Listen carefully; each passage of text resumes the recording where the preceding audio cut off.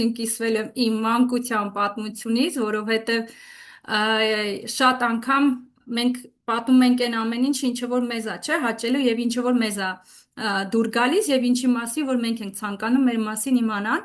բայց քանի որ Herbalife Nutrition ընկերությունը ինքը արդար բիզնես է, մենք ձեզ հետ միասին հարկավոր է որ այդ ամեն ինչ այդ արդարությունը եւ այդ բացը միասին պահենք եւ պահպանենք։ Եվ